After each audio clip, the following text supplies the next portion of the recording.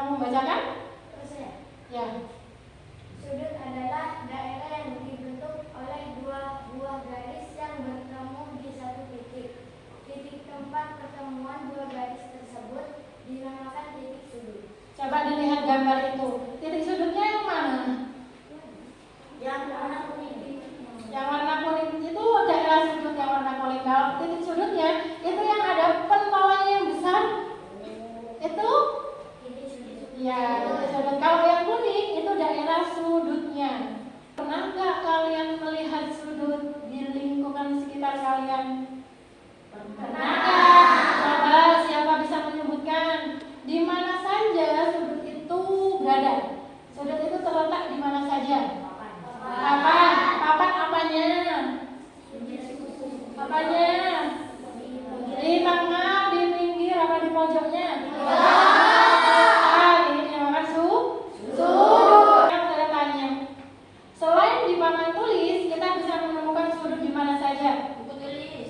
Di pojokan buku tulis. Kalau di sudut ruangan ini termasuk sudut nggak ya? Termasuk sudut. Unsur sudut. Yang pertama ada kaki sudut, yang kedua juga ada titik sudut. Coba kalian lihat, kaki sudutnya garis yang mana? Garis yang mana kaki sudutnya? A ke B. Itu kaki sudut. Kalau titik sudutnya titik yang mana? B. Titik sudutnya titik B. Kalau A, B ke C itu namanya kaki sudut. Yang kedua jenis-jenis sudut. Ada beberapa jenis-jenis sudut. Yang pertama sudut lancip. Mengapa dikatakan sudut lancip? Karena besaran sudutnya itu kurang dari 90 derajat. Sudah bawa busur semua? Sudah. Ada mana busurnya? Ya. Yang kedua sudut siku-siku. Mengapa dikatakan sebagai sudut siku-siku? Siapa yang tahu? Ya. Karena 90 derajat. Karena besaran sudutnya tepat 90 derajat. Kalau sudut tumpul, siapa yang bisa menjelaskan apa itu sudut tumpul? Ya. Lebih dari 90. Besaran sudutnya lebih dari 90. Kalau sudut lurus? Ya. Tepat pada 180 derajat. Tepat pada 180 derajat. Jadi bentuknya itu lurus, tidak belok-belok. Sudut siku-siku. Sudut siku-siku tadi adalah sudut yang besaran sudutnya tepat 90 derajat. Biasanya kita ditemukan pada pojokan tadi itu, pojokan ruang kelas, pojokan ruangan, pojokan jendela termasuk nggak? Termasuk. Pojokan pintu termasuk nggak? Termasuk. Terus pojokan buku tulis termasuk sudut siku-siku apa enggak? Termasuk. Terus yang selanjutnya adalah alat untuk mengukur sudut. Kita gunakan apa?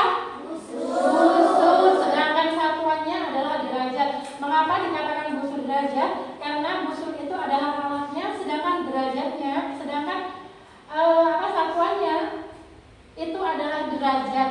Selanjutnya adalah cara untuk membuat sudut. Ada yang sudah bisa cara membuat sudut? Bisa? Caranya kita tentukan dulu titiknya. Menentukan titik sudut itu bukan dari bawah, tapi dari pusat busur. Setelah itu kita buat garis.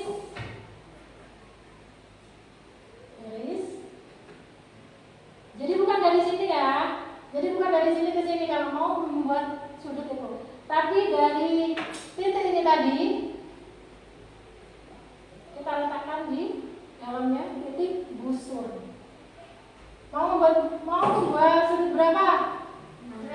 60 ya, 60 derajat. Kita cari angka 60. Sudutnya berada di titik apa? B. Kalau cara mengukurnya bagaimana? Kita masukkan lagi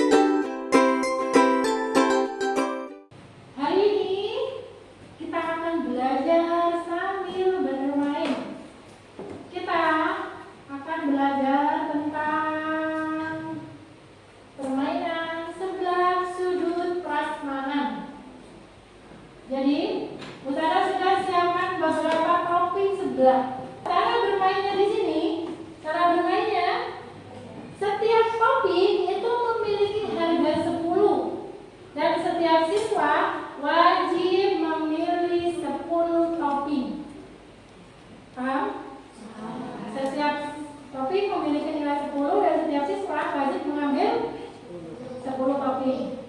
Lalu setelah dipilih, dimasak. Gimana cara masaknya? Tempelkan setiap topping yang sudah kalian pilih pada buku tulis kalian. Yang kedua, setelah ditempel ya, setelah ditempel semuanya, di setiap topping kan ada soalnya. Kerjakan setiap soal yang ada pada topping sesuai petunjuk soalnya. Jadi setiap topping itu memiliki soal yang berbeda.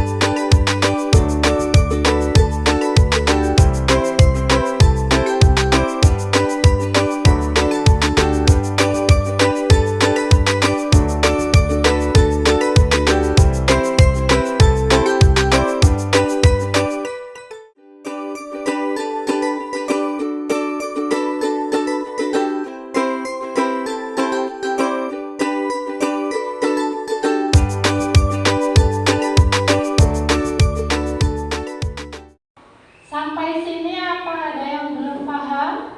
Ada yang belum dimengerti? Oh iya, hari ini kalian sudah bisa mengukur sudut, sudah bisa mengidentifikasi mana itu sudut lancip, sudut tumpul, sudut siku-siku. Kalian sudah bisa membedakan.